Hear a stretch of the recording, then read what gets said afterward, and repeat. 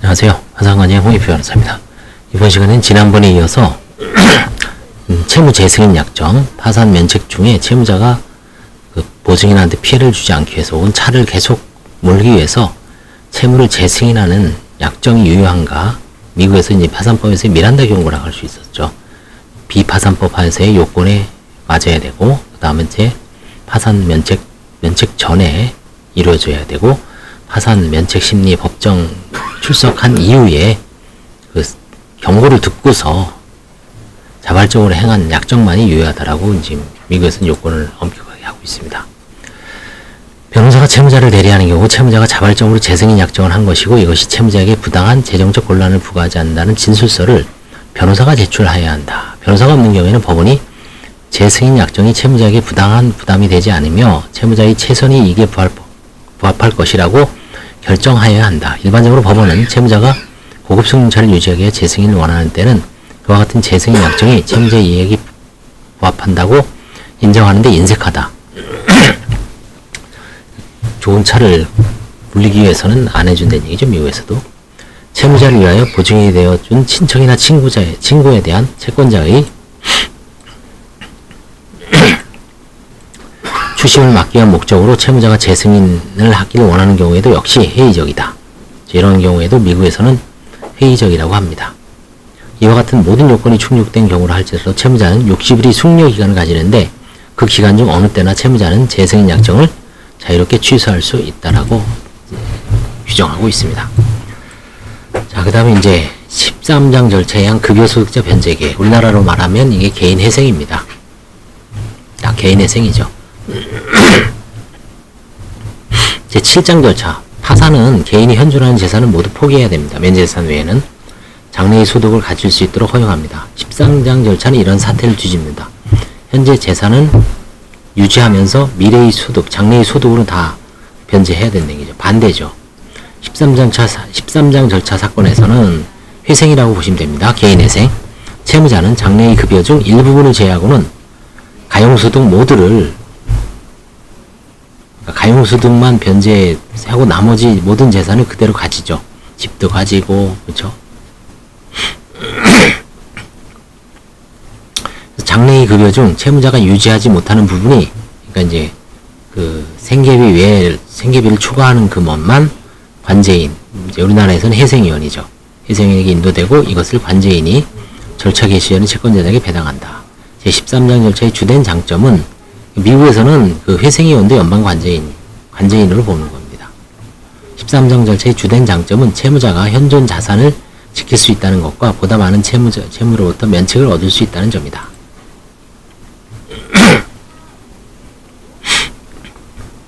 우리나라에서도 이제 특히 학자금 대출, 취업 후 상한 학자금 대출을 받은 채무자들은 개인회생이 낫죠. 면책이 되니까. 개인 파산에서는 그 면책이 안 되죠.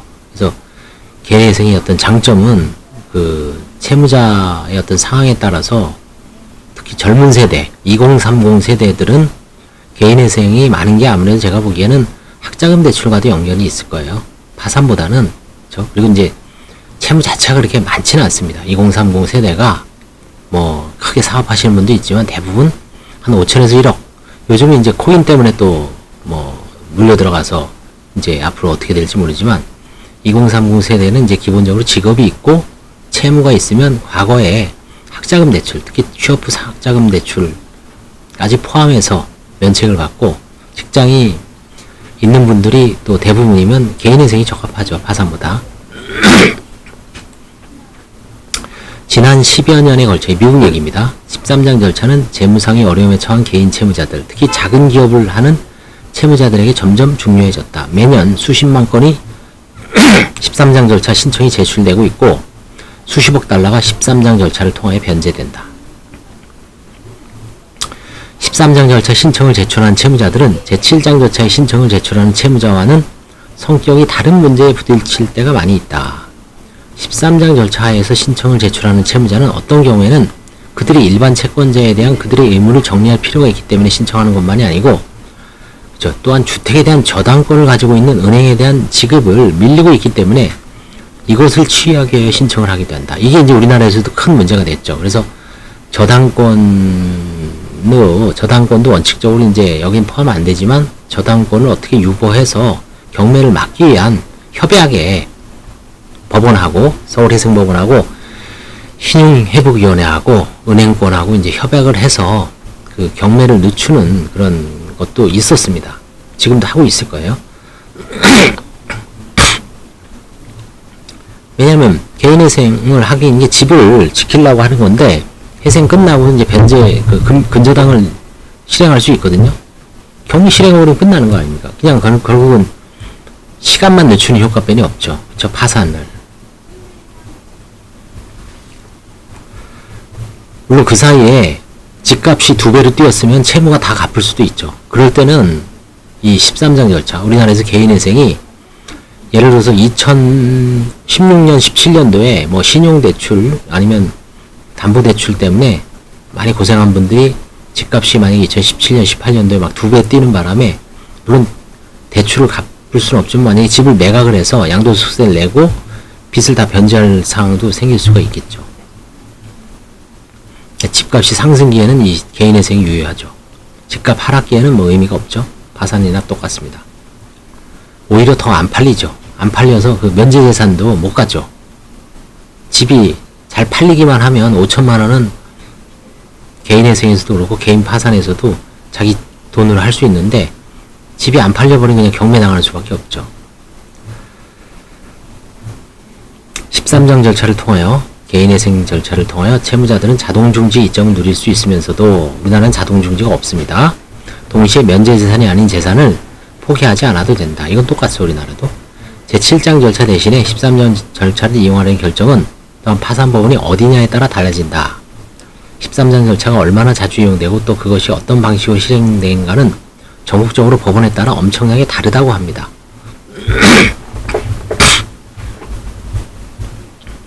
제7장 절차와 대조적으로 13장 절차는 모든 개인 채무자가 이용할 수 있는 자격이 있는 게 아니죠. 저 자격이 있어야 됩니다. 좀 버는 게 소득이 있어야 돼요. 기본적으로. 우리나라에서도 1인인 경우에 최소한 109만 원이니까 한 130, 140 이상은 있어야 되죠. 109조 하에서 일정 금액, 40만 불보다 약간 작은 금액에 각기 이 금액이 3배 이내인 담보채권과 무담보채권, 120만 불이죠. 15억, 그렇죠? 우리나라도 이번에 증가했죠. 담보채권은 15억, 무담보채권은 10억. 미국이 이제 근접 따라갔습니다.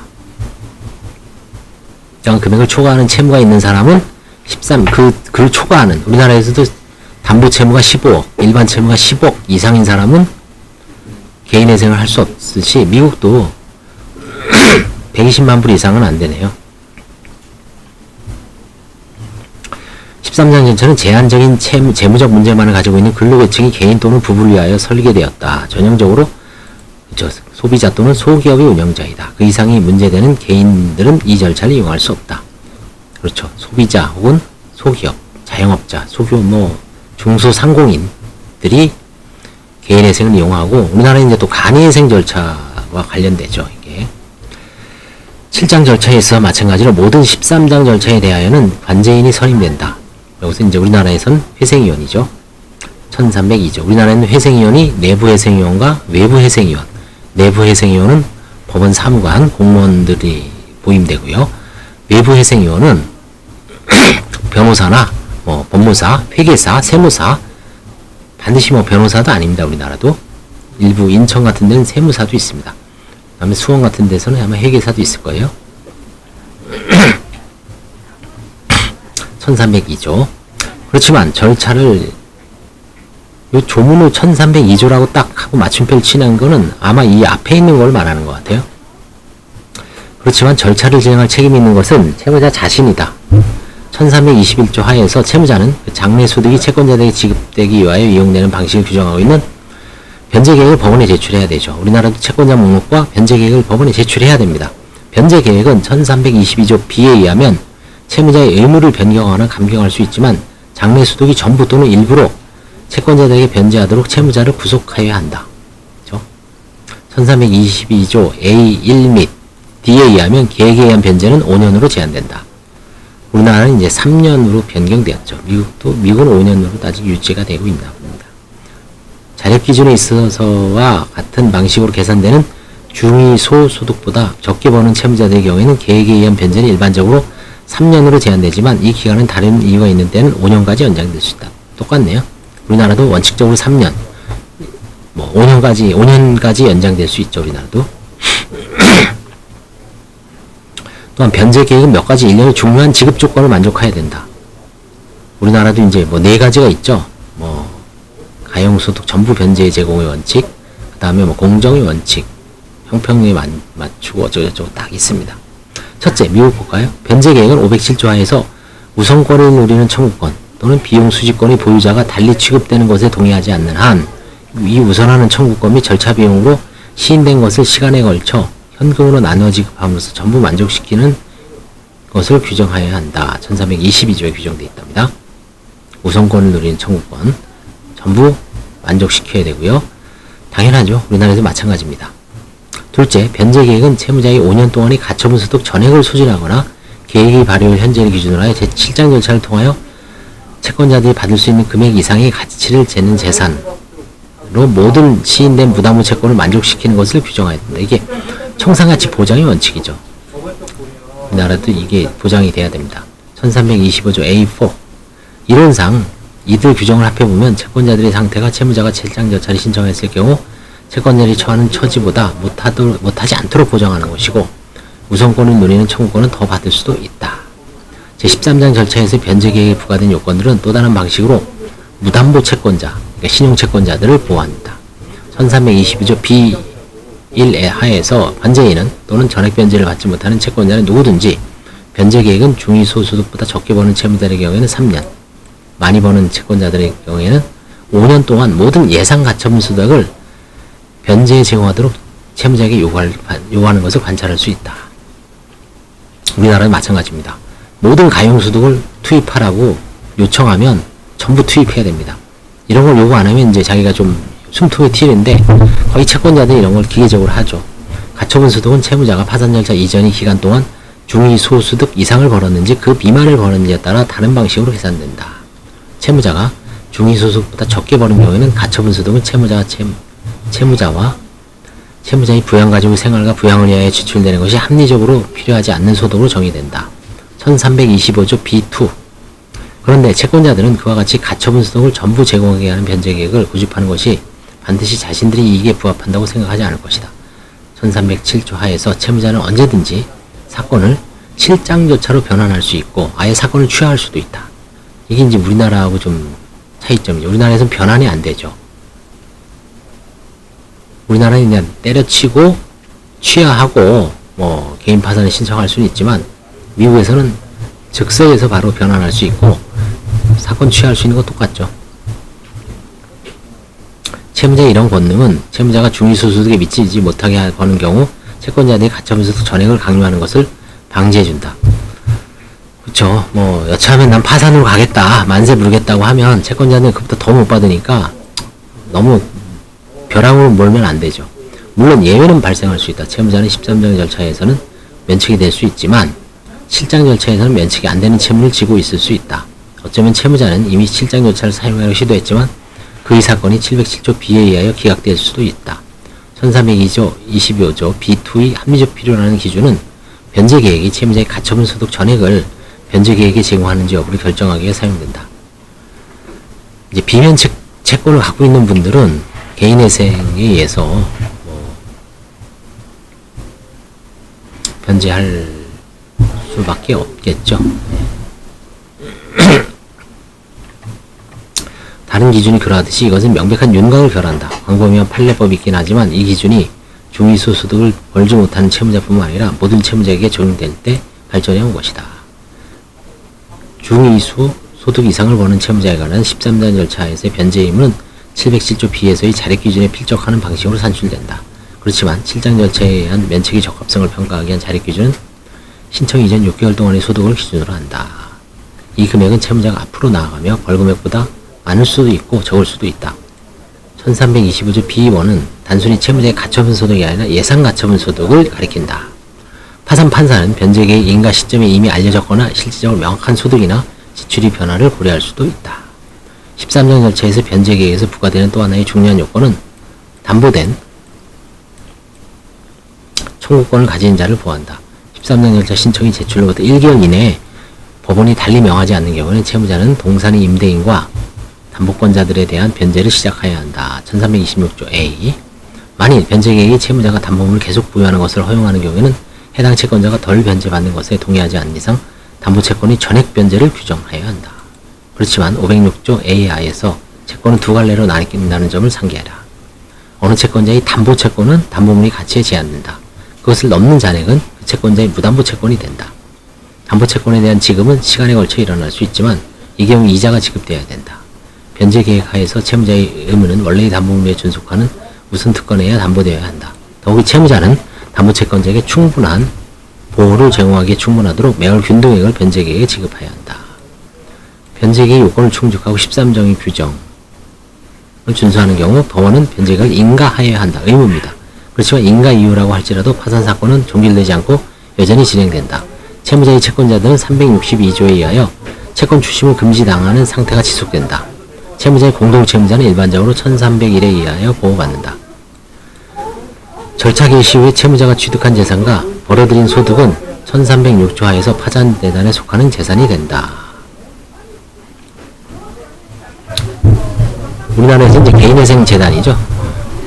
13장 절차에 의한 변제 계획의 이행을 성공적으로 완수한 채무자는 변제 계획에 규정된 모든 채권자의 모든 청구권이나 이해관계부터 자유롭고 깨끗하게 재산을 유지한다. 1327조 C입니다. 변제 계획에 정해진 변제가 완료된 때는 채무자는 1328조 A에 의하여 면책을 받게 된다. 13장 절차의 면책 신청 이후 최소한 70% 이상을 변제 계획에 의하여 면책되었던 경우라면 채무자는 6년 이내에 7장 절차 또는 17장 절차를 사용할 수 있다. 729조 A9 나아가 1328조 A하에서 부여되는 면책은 7장 절차에 있는 면책의 제한 모두에 종속되는 것이 아니다. 그렇지만 연방의회가 13장 절차에서 비면책 채권의 숫자를 계속 확대하고 있는 관계로 두 절차 사이 차이는 시간이 지남에 따라 별로 중요하지 않은 것으로 되고 있다. 우리나라도 별 차이가 없습니다. 취업 상한 학자금 특별법만 동일한 것 같아요. 제가 보기에도. 다른 것 같아요. 나머지는 다 똑같은 것 같습니다. 계획이한 변제를 지키지 못하는 채무자는 1329조에 의하여 변제 계획의 수정을 구할 수도 있고 채권자들이 7장 절차에서 받았을 금액 이상을 이미 받은 경우 면책을 구할 수 있다. 법원은 변제 계획을 변경하는 것이 거의 불가능하고 채무자가 책임질 수 없는 사유나 변제하지 못했을 경우에는 1428조 B에 의한 면책을 부여할 수 있다. 그러한 경우에도 면책은 7장 절차에 면책될 수 있었던 채무에만 효력이 미친다. 즉 채무자는 523조 A에 열거된 채무는 면책되지 않는다. 이게 이제 우리나라에서는 특별면책 비슷한 거죠. 13장 절차의 변제 계획은 담보채권이 목적이 된 담보물을 채무자가 유지하는 것을 제한할 수 있고 일반적으로 담보된 채권이 보유자의 권리를 수정할 수 있다. 1320조 B. 그러나 13장 절차는 담보채권을 더 불리하게 하는 수정으로부터 담보권자를 보호한다. 가장 기본적인 보호는 이 조항에서 찾을 수 있는데 이 조항은 변제 계획은 담보채권의 보유자에게 계획의 발효일 현재를 기준으로 담보채권 금액 이상의 가치를 가지는 재산을 배당해 줘야 한다고 규정한다. 더욱이 같은 조항이면 만일 채무자가 담보물을 계속 보유하려고 하면 계획은 새로운 의무가 전액 변제될 때까지 담보채권자가 담보물에 대한 우선특권을 계속 보유할 수 있게 하여야 한다. 평이하게 표현하면 비록 한꺼번에 이루어질 필요는 없지만 채무자가 담보물의 가치 이상의 금액을 변제할 것을 제한하지 않는 한 채무자는 담보물을 유지할 수 없는 것이다. 우선특권이 지속된다는 요건은 채무자가 계획에 따른 변제를 완수하지 못한 경우에 이와 같은 전액 변제를 지원하게 된다. 종종 주택담보대출이 13장 사건에서 중앙의 위치로 나온다. 주택담보대출 상환금을 제때 내지 못하게 된 채무자가 13장 절차를 신청할 가능성이 가장 큰 사람들이다. 우리나라도 비슷합니다. 경매를 앞두고 아니면 경매될 위기에 이런 걸 많이 하죠. 채무자가 어려운 시기에 처할 때 파산절차위에서는 은행이 전체 대출금을 전부 상환하거나 은행과 협상하여 화해에 이를 때만 경매를 피해 주택을 지킬 수 있을 것이다. 특히 주택의 가치가 떨어졌을 때는 문제죠. 채무자는 은행이 비협조이라는 것을 발견할지도 모른다. 채무자는 7장 하에서 파산 절차를 신청할 수 있지만 여기에서는 큰 구제를 받지 못하죠. 그것은 파산재단의 청사는 주택을 은행과 주법에게로 던져버리기 때문이다. 이런 경우 13년 절차는 채무자에게 숨쉴 공간과 사퇴를 정돈할 마지막 기회를 제공한다. 좋은 표현이죠. 개인회생에서 마지막 기회입니다. 그렇죠? 재산을 유지하면서 부동산 어떤 상승을 노려보고 다음에 경매를 이자를 어떤 식이든 내서 은행하고 협상을 해서 경매를 막아버리면 뭐 3년 정도 지나면 주택값도 오르고 기존 채무를 면제되고 좋은 상황이 올 수 있죠. 2017년, 18년도에 개인회생에서 한 3년 거친 분들이 아마 주택을 지킨 분들이 그런 식으로 혜택을 많이 받았을 것 같아요. 한 3년 정도, 3년에서 4년 정도 했던 사람들. 그때 주택가격이 싼 상태여서 19, 20, 21, 3년 동안 엄청 올랐죠. 그죠? 어제 어떤 분이 제가 소송 매각했는데 그분이 4억 5천에 집을 샀어요. 지금 빌라인데 이번에 이제 하도 귀찮아서 판다 그랬는데 7억 정도 나간다 그러더라고요. 2억, 2, 3억 벌었죠. 2억 5천 벌었죠. 그렇지만 단순히 자동중지라는 이점을 노리기 위한 13 절차의 신청은 부채를 재조정하는 계획을 제시하는 노력이 없이 해야진 경우에는 절차를 남용이죠. 남용하는 걸 간주될 수 있다. 13장 절차의 가장 보편적인 남용 중의 하나는 채무자가 경매 직전에 파산의 신청을 반복적으로 하는, 말하자면 연속적인 신청이고, 법원은 가장 뻔뻔스러운 형태의 비행을 방지하기 위해 여러 가지 도구를 개발하였다. 더욱이 이 조항은 채무자가 면책을 받고 나서 심하게 빨리 13년 신청료는 13년 절차에 있을 면책의 가능성을 제한한다. 나아가 13장은 다른 담보권자에게 보다 주택담보대출을 한 채권자들에 대하여 더 많은 보호를 제공하는 특별한 규정을 다수 포함하고 있다. 주택저당권에 영향을 미칠 수 있는 채무자의 권리에 관련된 가장 큰 제한은 저당권의 변경에 대해 일반적 금지이다. 이 조항이 있고요.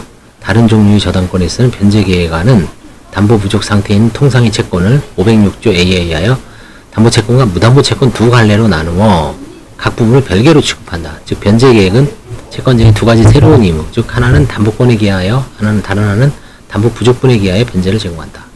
무담보채권으로서 담보 부족분은 달러당 불과 몇 센트에 불과한 금액만을 변제받게 된다. 이러한 채무의 조건은 채권마다 각자 서로 다르고 원래의 대출계약상의 조건과도 다를 수 있다. 이러한 새로운 의무가 과거의 청구권을 대체하고 원래의 대출계약서의 조건이 절대로 전부 만족되지 않았음에 불구하고 과거의 채권은 취소될 수 있다.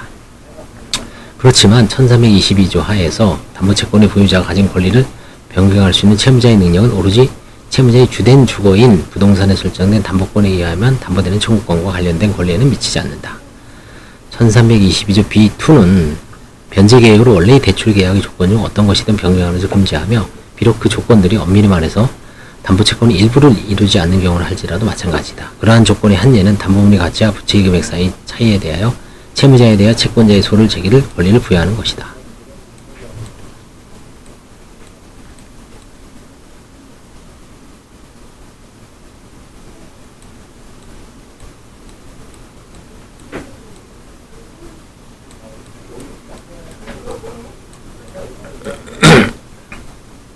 네, 세 페이지 남았습니다.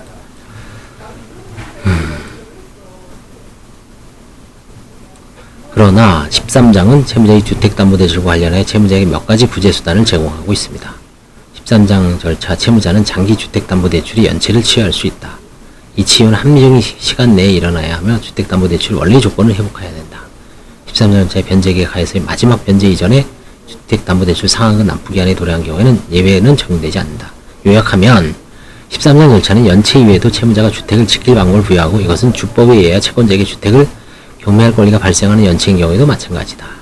그러나 13장 절차 변제 계획 기간 중 또는 그 후에 채무자는 주택담보대출이 전액 변제를 계속해야 하고 이것은 주택의 가치가 채무자의 채무의 현존에 훨씬 아래로 떨어진 경우라도 마찬가지다. 연체를 취할 수 있는 능력은 채무를 연체 이전에 그들이 있었던 상황으로 되돌릴 뿐이다. 상황의 변화가 없는 한 채무자는 자신이 이들 동일한 의무를 지킬 수 없다는 것을 다시 한번 발견하게 될 것이다. 집값이 떨어지면 뭐 의미가 없다는 얘기죠. 그 원래 채무를 다 갚아야 돼요. 집값만큼 갚는 게 아니라 미국에서 옛날에 이제 뭐 난리 났죠. 리만 사태 때 그쵸.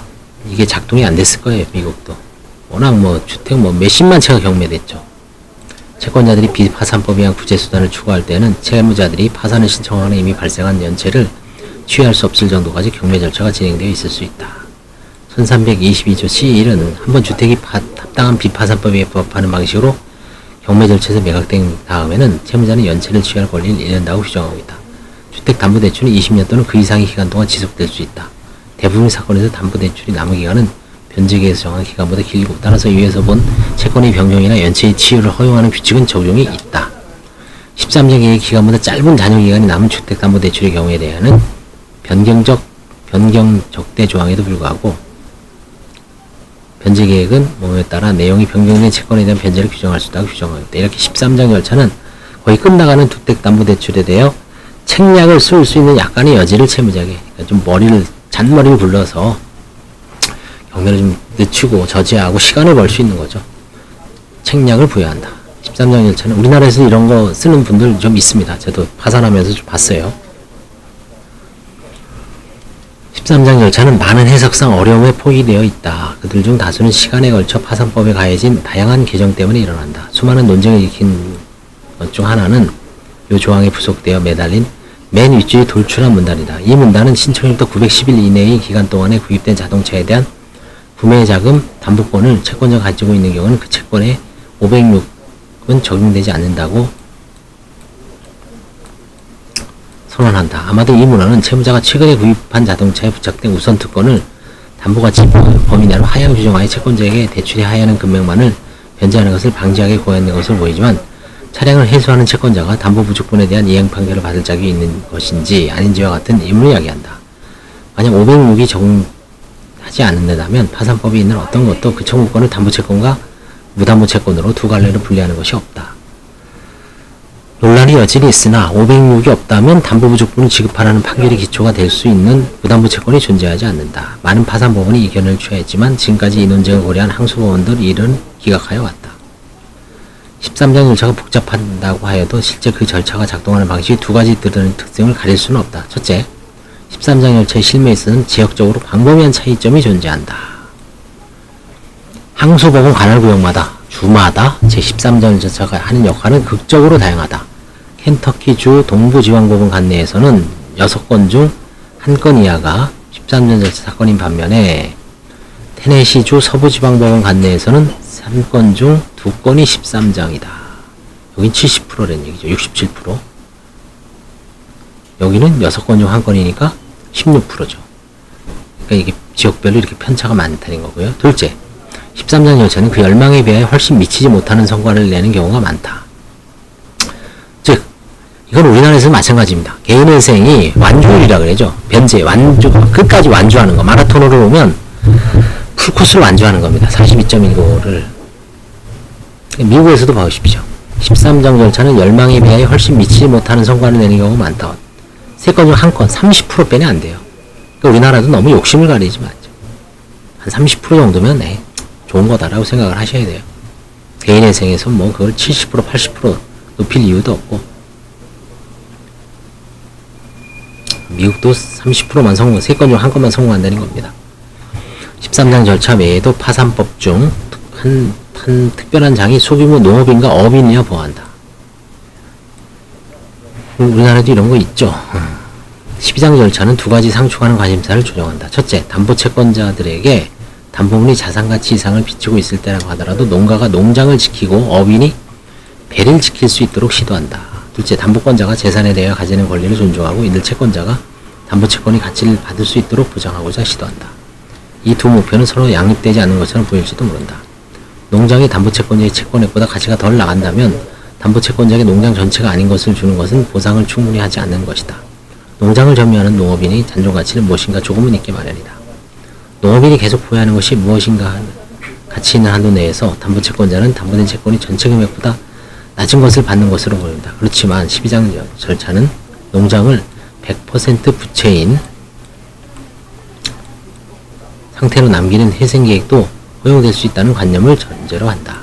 농업인은 이 나라의 역사 내내 특별한 파산법적 보호를 누려왔다. 1841년 파산법의 정치적 역학관계는 그 당시 있었던 농업위기와 연계되어 있다. 마찬가지로 프레이저 램키법은 1930년대에 농업인들을 보호하였다. 대부분의 농업인 구제 입법이 가지는 특성은 사실상 몇 년의 확정기 기간 동안만 효력이 있고 그 다음에는 다시 제정돼야 한다는 것이었다. 오랜 기간 동안 12장은 한시법으로 존재했지만 연방의회는 이것을 정규적으로 갱신하여 왔다. 2005년의 12장은 영구적으로 파산법의 일부가 되었다. 동시에 그 보호에는 어업인에까지 확장되었다. 우리나라도 이제 사실 농업인들은 옛날에 이제 정치적인 이유 때문에 YS 때인가요? 그때 농어촌 뭐 부채 탕감 뭐 이런 거 있었죠. 그죠? 농가 부채, 농업 어업인도 아마 포함됐을 겁니다. 정치적으로 해결했죠. 특별법으로. 그죠? 그때는 파산법이 작동을 안 했습니다. 우리나라도. 근데도 정치적 역학관계에 의해서 이제 뭐 좀 부채를 탕감 받은 걸로 알고 있습니다. 정확한 거는 이제 뭐 좀 리서치를 해봐야 되겠지만 미국도 마찬가지죠. 이렇게. 그리고 이 농업이라는 것도 한 국가의 어떤 기간 산업일 수 있죠. 사실은 지금이야 이제 뭐 자유스럽게 이런 상품이 만들어되지만 이 당시에만 해도 보호무역주의가 강하게 대두된 시절이죠. 1930년대 뭐 전 세계 공황이 일어난 때죠. 그때가. 자, 이제 개인회생, 개인 파산, 개인회생 끝내고요. 다음에 이제 법인에 대해서 이제 얘기하는 것 같습니다. 이 법인의 회생과 절대 우선의 원칙.